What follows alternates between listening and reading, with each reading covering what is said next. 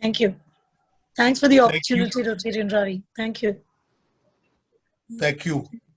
So now it's my pleasure to introduce the speaker for this evening.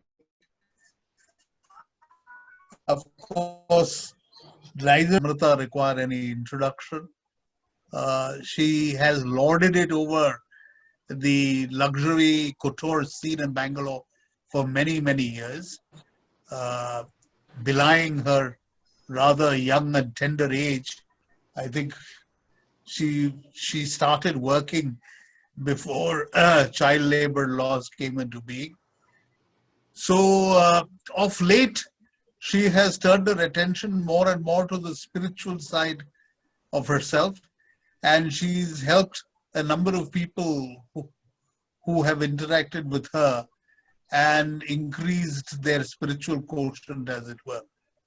Apart from her work in the fashion industry, she holds a number of positions, like in Fiki Flow, for example, and other trade organizations.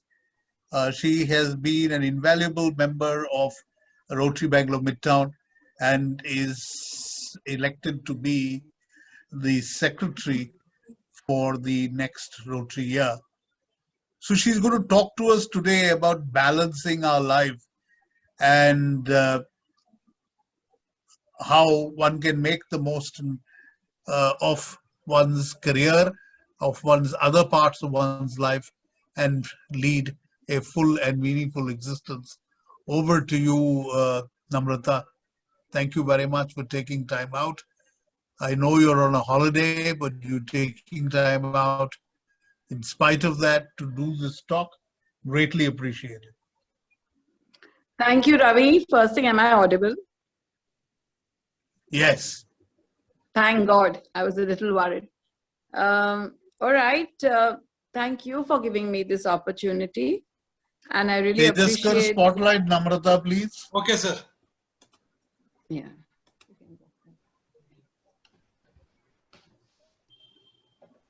Thank you. You're looking relaxed in your holiday, Namrata. Well, you can't be anything but relaxed in Goa, Ravi.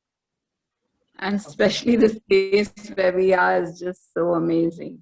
So I'm grateful. I think these are the gifts that the universe imparts you. What I'm going to talk about today is something I receive in abundance.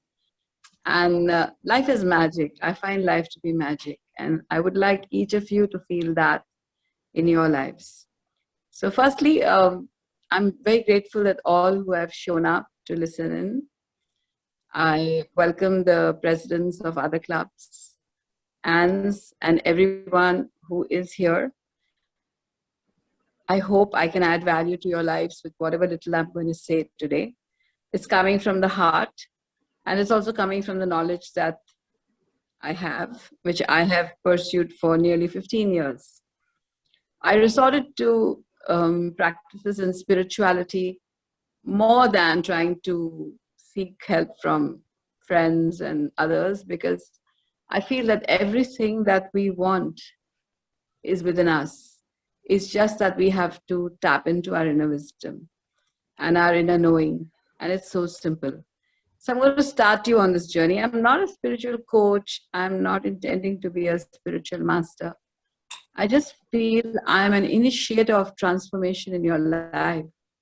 So I'm just going to kindle that little key, and maybe whoever likes it can take it on, take it further. And those who think it's okay, I'm grateful you listened. But I'm a living example of what I'm talking today. And I'm sure that if you even chose this path,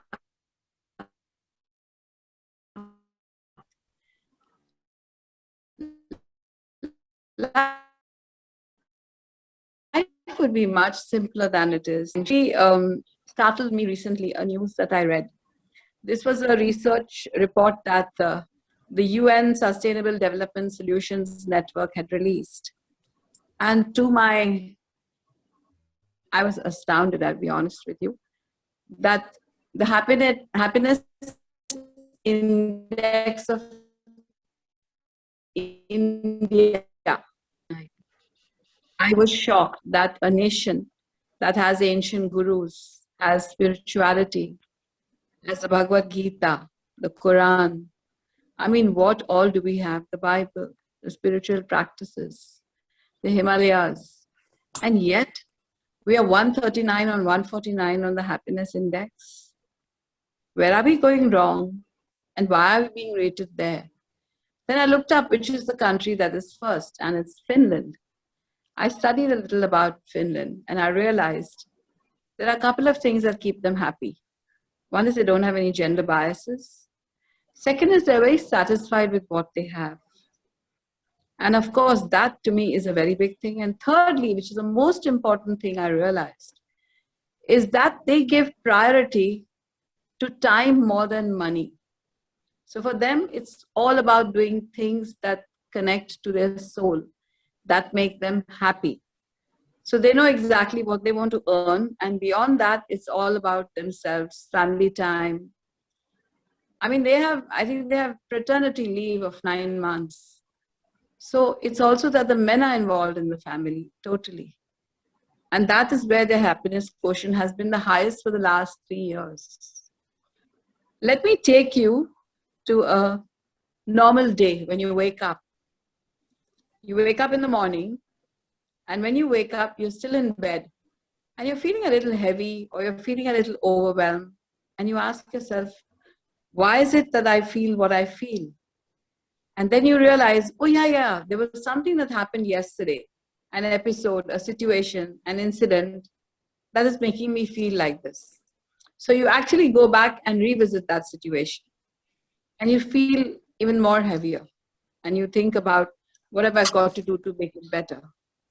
And that's when you decided, okay, let me not get overwhelmed with that situation. And you pick up your phone and you get into the rabbit hole of the internet. So you see your emails, you check your Facebook, you check your WhatsApp, and you just get into that phone or whatever, and you started responding to a mail, you're checking out a video on Insta, you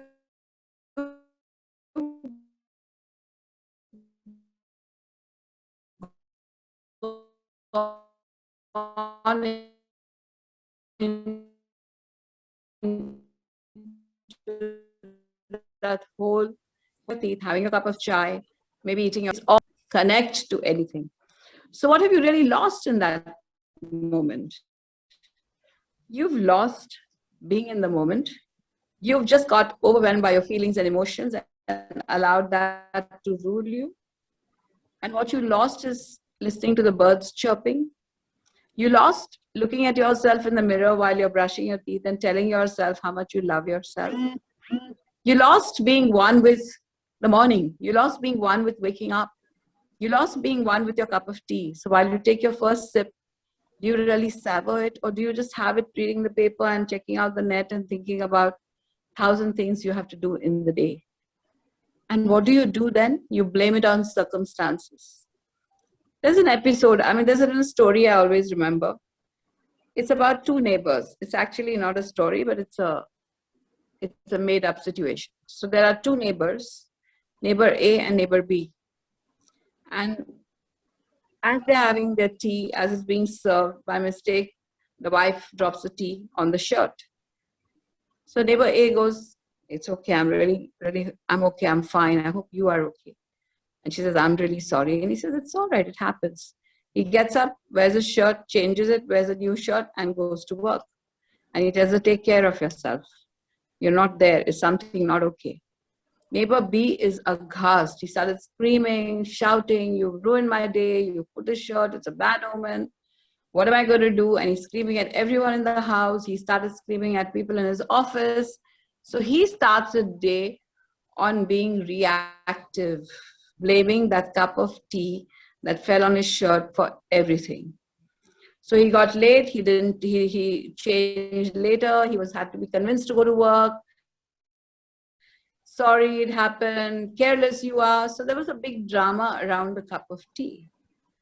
Now ask yourself, how many times have you reacted to an episode or a situation where the reaction was just not necessary?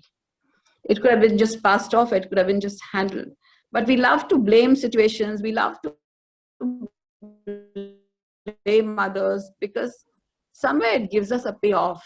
Somewhere it makes us feel, I'm not to blame. That person is to blame. And that is where we live our life. And that, according to me, is living your life in the lowest realm.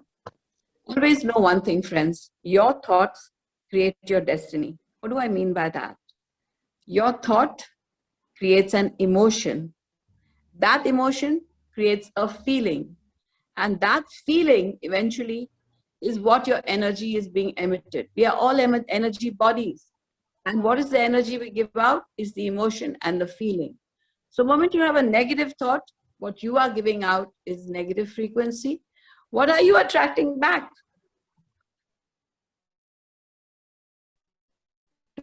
Totally negative frequency.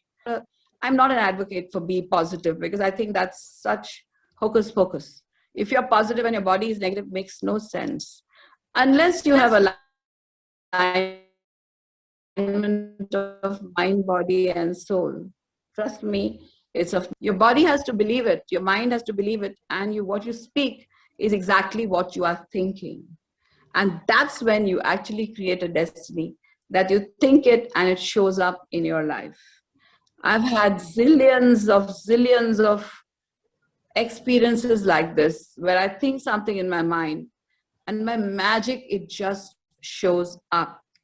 It's because I've learned now to control my thoughts. I've learned to control my emotions, my feelings. And then I've also learned to control what I speak. Deliberately, we can create our lives. But what do? We start thinking negative. Let the negative emotion, we love the negative emotions because these are comfort for us. We've grown up thinking negatively. We've been taught to think negatively. We've been so many times in groups, we are thinking negative. And then what happens? That becomes comfort food for the soul. So when something negative, you feel, okay, I'm in control. But what are you doing? You're actually destroying your destiny. You're actually creating a negative life for yourself. And I'm going to prove it to you how. March 31st has just gone by and we've all closed our accounts. Thanks to the external forces called COVID, many of us have made losses. Some have just passed by and are very happy that this year is over. Some have done exceptionally well, maybe because of the product or the demand during this time. Now, in that, the balance sheet you create is dependent on the external sources and forces outside of you. How much ever you tried your marketing skills, your PR skills, you're bettering your product, if there was no demand, there was no demand. If workers couldn't come to work, they couldn't come to work. It was all outside your control. Now that is your business balance sheet. I'm going to teach you how to create your personal balance sheet. And trust me, your personal balance sheet is not dependent on anything external, because that is something you can control and you can deliberately create a fantastic balance sheet, one that is healthy, rich, and wealthy. Now in a balance sheet, let's look at the liabilities first, okay? When I say liabilities, I mean things that just don't enhance your business or yourself. So we have so many things that we don't realize are a liability to us. So here's a list I'm going to share with you. One is anger. The short story I spoke to you about. What did he do? He ruined his day, neighbor B, only because of his angry demeanor. Anger is something that's never going to pay you well. It's a liability to the highest order. So please delete it from your life. As much as possible, learn to control your anger. Resentment. Sometimes we resent so much. Hatred.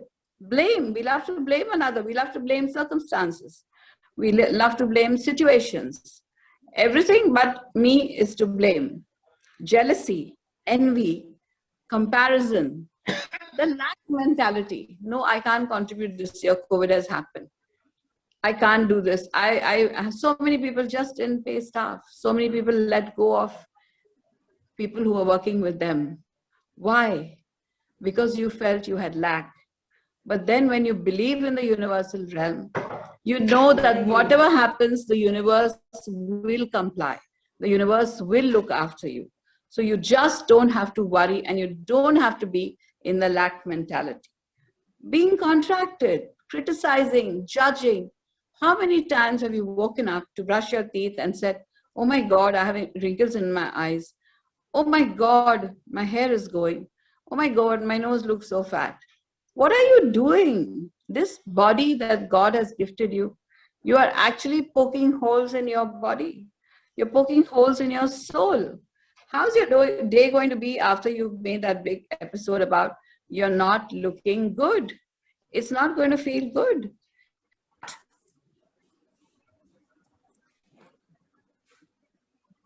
So, do you realize that when you wake up, the first thing you have to do is give yourself love?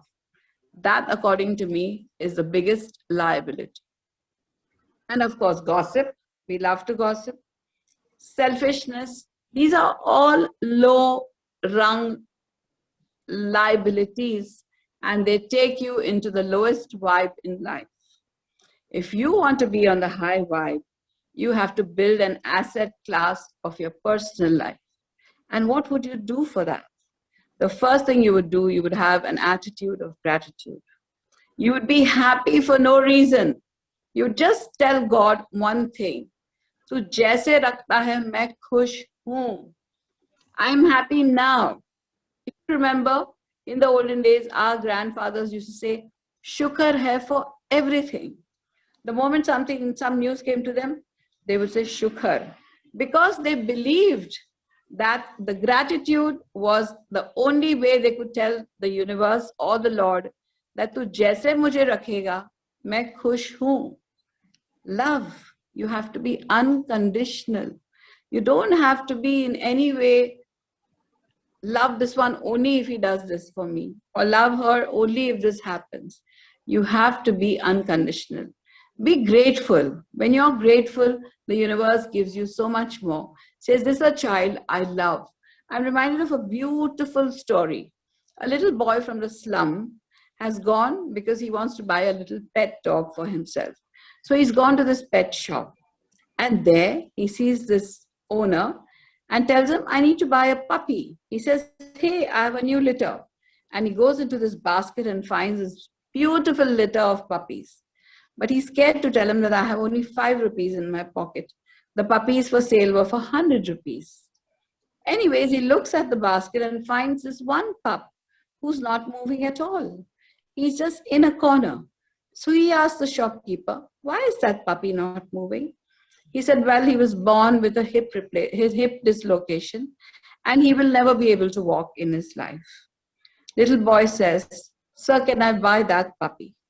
He says, "Why would you want to buy him? He's not going to give you any happiness." He says, "No, I want him only." And then he lifts his trouser and shows him that he has an artificial leg, and tells him that, "All my life, my parents have looked after me. My family has given me so much love and luck, love and joy, though I had this artificial limb. So I want to give this puppy all the love that I have received. And I think nobody else will give it to him." So being kind, being loving, being grateful, these are little aspects that we can do to expand our heart. Giving is such a huge quality. So that is what we need to also make sure we enhance. Accepting of ourselves just the way we are. God made you just like He wanted to make you. He will not make you any other ways than you're meant to be. Even others are made like that. So rather than judging and criticizing others, can we receive them in totality? Can we be love to them? Can we not judge them, not criticize them? So these are little, I would say, the asset side of your balance sheet that you need to enhance. And once you start enhancing that, trust me, life will be magic. You'll suddenly find so much joy. You'll find so much beauty in everything that you see. So what does it take to live in the universal realm? Not much. Just keep on enhancing the asset side of your life. You must know that we are all energy bodies and we emit frequencies. What do you mean by we emit frequencies? Now let's look at a radio station that you really love. So say you love listening to 94.5 FM. You tune on to that frequency because you love the songs, or you like 104 Red FM, whatever. Again, you tune on to that and you listen to those songs. You may like 91.9 Indigo. So that is the frequency you have to tune into to enjoy that music. Likewise, if you want to live a magical life and you want to live an easy life, you have to tune in to the universal realm. And in the universal realm, there is only magic. There is only unconditional love, and there's only grace. And I'll show you ways that you can reach there. Trust me, it's not difficult. It just requires deliberate awareness, deliberate creation. That means you have to deliberately shift the way you think, shift the way you conduct yourself, and shift the actions that you are doing. From inside of your heart, there has to be unconditional love. And the sense of giving and the sense of being has to be so expansive. What is a realm? The universal realm is a particular level of consciousness in which an individual lives. There are infinite realms living in infinite dimensions. But the frequency that you have to get is that which is the highest. Now, the frequency that you vibrate in is measured in terms of hertz. So when you really want to improve your frequency, you have to be aware of what you're thinking, how am I behaving, how can I enhance my asset side. We have three planes of existence. One is the mental plane, one is the physical plane, and one is the spiritual plane. Now, being in the universal realm is you have to enhance your spiritual plane. But how do you do it? You first focus on your, you have to really start deliberately changing your thoughts, being thinking. Sometimes you may meet someone and don't feel that. You know what that other person is going to pick up? They're not going to pick up what you said. They're going to pick up what you felt. Because the energy is what you are emitting. So be very aware of what are you saying, because that is the energy that they're going to give out. So once you start exercising the mental plane, the physical plane, that means your body language, your body chemistry, all starts shifting. Because then it starts emitting frequencies that are going to attract what you really desire and what you deserve. That means what you think is what you're going to attract. And once you get into that space, you are accessing the spiritual realm, which according to me is the most powerful and actually teaches you to live a life that the universe would love for you to live and make a contribution to Mother Earth. The highest realm, the frequency is 700 hertz. And that you'll find in the yogis, or you'll find in the Himalayan masters, like, Paramahansa Yogananda, all these spiritual masters, they lived in the highest frequency. That means if they got a thought, they manifested it. It was that fast a manifestation because they were so pure in their mind. Their minds were fertile. So our job is also to make our mind fertile. I always have this beautiful example. I say my mind is UB City and not Forum Mall. With due respect to both the malls, but in Forum Mall, there are many more stores and many more people going there. It can be mass, but UB City is very restricted. The class of stores you have there is restricted. The people who come there also have a certain class. So what do you want to be in your mind? Do you want to be a Forum Mall and attract every thought? Or do you want to be a UB City and decide no entry for certain thoughts? That means some stores will never get space in UB City. So you have to decide whether your mind space is so cheap that anybody is making your mind completely fertile. And the more fertile your mind becomes, the easier it is for you to connect to the universal realm. 528 hertz is a frequency of being love, a mother and a child. That's the highest form of love. As she has a baby, the love that emits from a heart is one of very, very high frequency.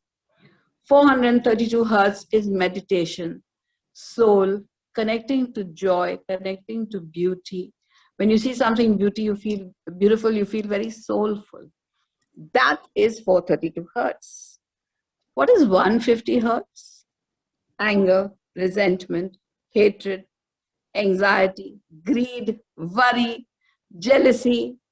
What are you doing to your body? You're going to completely contract it. Fear is the dirtiest emotion. Fear is actually not in the now, it's in the future. You fear something. But why are you fearing it? You're not sure it's going to happen.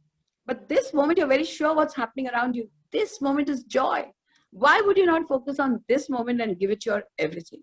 Rather than thinking of a future which you think may cause some worry to you, may cause some problems. And that is then fear. And, and entering your life and again, contracting your life. Now, I want to ask you, how many of you would love to increase your frequency and take it to the higher vibe? I'm sure all of you. So I'm going to give you some very simple steps to do it. And in these steps, you will understand joy. The first thing is deep sense of gratitude. I'm reminded of a beautiful story. There is a Zen master called Rasila, elderly lady, back in time. And at that time, it was very difficult for women to adopt being a Zen master. It was quite revolutionary. And because of that, the villagers shunned her. They said, we don't want to change our religion and become Zen. So they would not talk to her. She decided to go on a pilgrimage. And when she had to go on a pilgrimage, she had to cross many villages. As she kept walking, at sunset, she reached a village. And she goes to the head of the village and requests him for shelter. He says, I'm sorry, I'm scared. You are going to convert my people. We come here because of that. So she decides, okay, he doesn't give me shelter. I'll go and rest in the fields. It was a cold night. She was hungry. She was scared that there would be animals in the fields. But then she trusted her universe completely. She believed that what is meant to be is meant to be. And what, if you even get a rejection, there's a blessing in that. So quietly, she goes and sleeps under a cherry tree. Cold, hungry, but goes to sleep. At 12, she's woken up with a huge hunger pang. But what does she see? She sees the most amazing cherry blossoms. At 12, the tree blossomed. And in the misty moon, she saw a sight of her life. And then she looked at the village with deep gratitude and said, thank you so much for not giving me shelter. I would be sitting under a thatched roof. And this magical moment would have passed my life. So when you live in gratitude, anything that happens to you, whether it's adversity or it's joy, you only have one expression, and that is, thank you so much. Once you start doing this, the universe starts talking to you. And when the universe starts talking to you, life is just joy. Deliberately cancel the thoughts that are negative and start making better thoughts. You don't have to be sugar-coated, but you can be in the question. So if there's somebody you don't like the way he works in your office, rather than just reprimanding, you can ask him, how can you work better? How can I make your life better? What is it I can do so that you can perform better? Is there a better place you would like to work? No fear, no ownership, letting go completely. Because what is meant to be is meant to be. We cannot latch on to anyone. We cannot be needy, because when we are in the universal realm, the only thing we can be is abundant. And that abundance has to come from every cell of your body. See beauty in everything. Again, I'm reminded of a very beautiful story, a touching story. There was a man who was caught by the Nazis in a concentration camp and put there. And to torture him every day, they would give him a bowl filled with ditch water and one fish eye. The first 2 days, he just took it aside. He thought he would throw up. And then he thought to himself, if I have to get out of this place alive, my body needs something. And I have to love what I get so I can feel good about it, eat it, and live.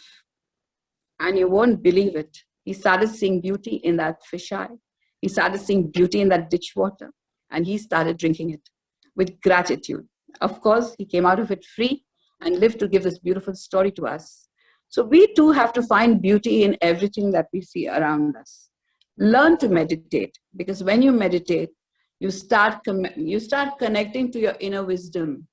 I think the one thing that conscious leaders do around the world is do a theta meditation, which I do also at 4:30 in the morning.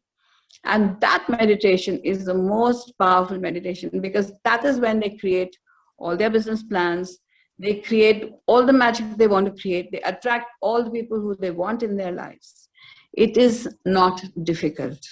So when you start meditating, you start seeing life as a much better way. And you are more calm and relaxed and do not react at every where you have to shout. Be kind and give yourself a pat that yes, I was good. Mind your language. You live your life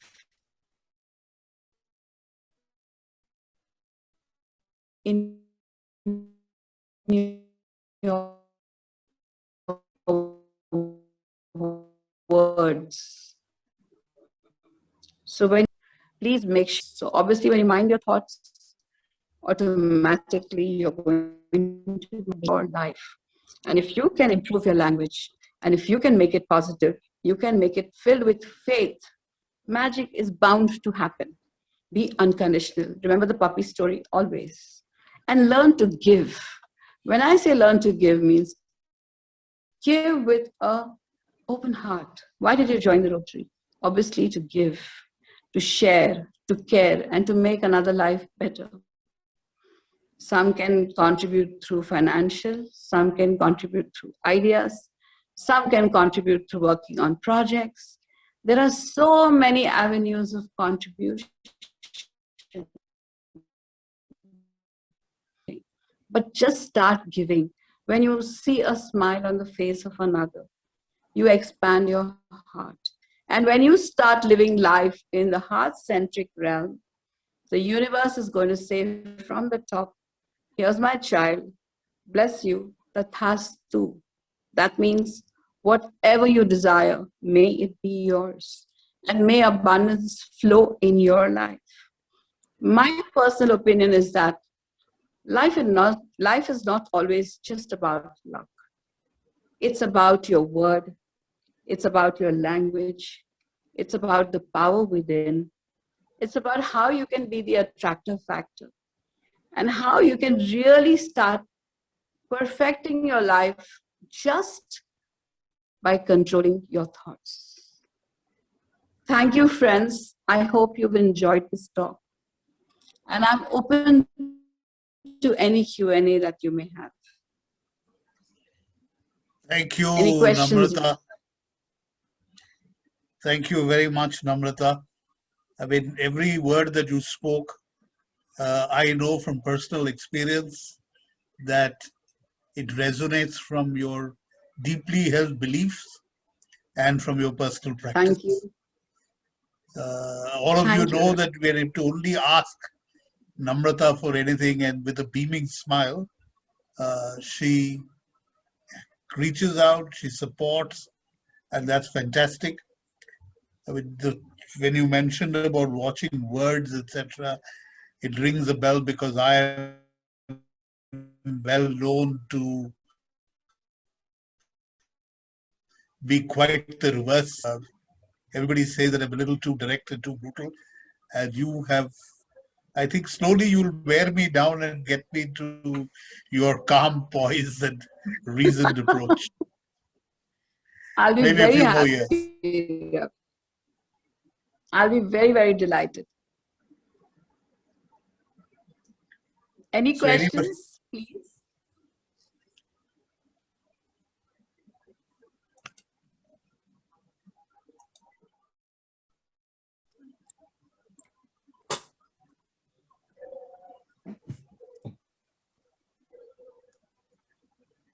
I guess no questions, Ravi. I think your talk was explicit in itself. So that's good. Ravi, this is, But yeah. Can I? Just a second? Yeah. Sure, sure. Yeah, so what your Namrata was talking about, see, one of the sayings of Bhagwan Sri Sathya Sai Baba was, you start with good thoughts and then let there be unity between thought, word and deed. And that is the successful life. That is how we should lead our life. That is what. absolutely, Giriana, I agree with you completely. Yeah.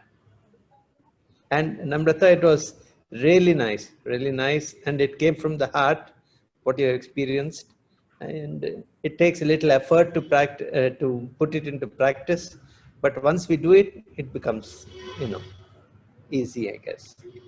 Yes, Giriana, I've been practicing for a very long time, and now though I've taken it on full on, I'm so aware of every word. I'm so aware of everything I do.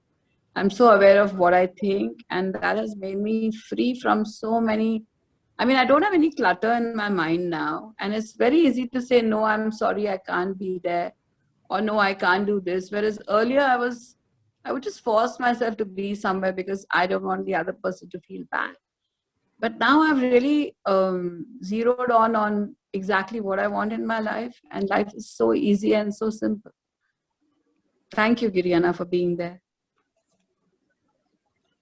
Namrata, it was a wonderful talk, very warm talk from, I think, to the bottom of your heart. Thank you. I have a small story to share, Namrata. I Sure. can, and very related to what you said. Sure. The story goes around a farmer who was very successful in his village, and one practice that he used to do that others would not do. And then people found out what the practice was. He wouldn't just buy good seeds for his farm, but he would also distribute very good seeds to his immediate neighbors. And then people asked him, Wow. what was it to do? What was it to do, and why was he having that practice? And then he had to say, you remember that the pollens that will fly from the garden, from the farms around me, also will influence my crops, and I should not be somebody who's only happy with my crops or my seeds being great. My crops and seeds will definitely be influenced by what is around it. And relating to happiness, somebody or anybody cannot be happy without having people around them happy. And if you contribute to Absolutely. people around them, around you being happy, is when you can truly be happy. And I thought the story relates to what you said, and I wanted to just add to it. Otherwise, Totally. Such a beautiful story. thank you. And you used quite a few analogous examples and stories which were so relative to the context of what you spoke. Wonderful. Thank you so much. Thank you. Thank you very much. I love storytelling because it then stays in people's minds. Otherwise, they may not remember. But when you say a nice story, everyone remembers. And through that, they can be in that act of kindness or joy, or like this puppy story, I so love. So when I see something that's not up to the mark, I say, I have to be that child who can give without any conditions. And though he has just 5 rupees, he's willing to adopt a puppy and willing to give love. So that story really resonates with me all the time. Thank you. Ma'am, you know why there Yes. are not too many questions? Because deep down inside, we know what we have to do, but we chose to ignore it. Correct, Srikanth. And when you bring it out to light like this, yes, we knew it. We just chose to ignore it. And you have thankfully, reminded us as how we should be living. Thanks Yeah, again. it's a lot of contemplation also, Srikanth, because when these things come your way, you start contemplating that where am I not having faith in the universe? And where do I feel that what I'm doing is right? Because we believe that we are in control. But I think COVID has taught us and given us two tight slaps and told us who is in control. So I think that being in, and I always, I always kneel down in gratitude. And humility is one more thing which I forgot to mention, but the more humble you are, the more the universe embraces you. Because that's the only thing the universe is looking for. Can my child be grateful for what I've given, and can my child be humble? So we really can't have any arrogance. I used to have so many arrogant statements, I remember. And I got lovely slaps from the universe for every arrogant statement I made. So now I just don't have anything to say that I know will give me a nice tight slap. So I'm very, very grateful and humble and on my knees and thankful to the universe.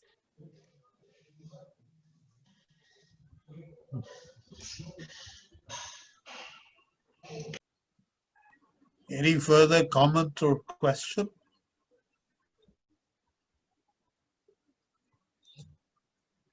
If not, I adjourn this meeting. Thank you once again, Namrata, so much. My pleasure. Enjoy the rest of your And holiday. if anyone has any questions later, they can happily call me. I'm very happy to answer any questions. Teach them anything further, meditations, whatever. I'm so happy to assist.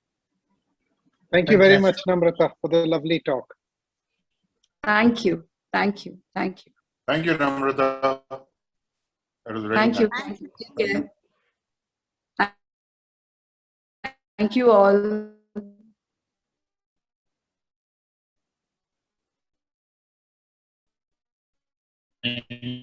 Yes, Lakshmi, you can connect with me anytime. Ravi will give you the number. Bye, everyone. Bye. Bye-bye.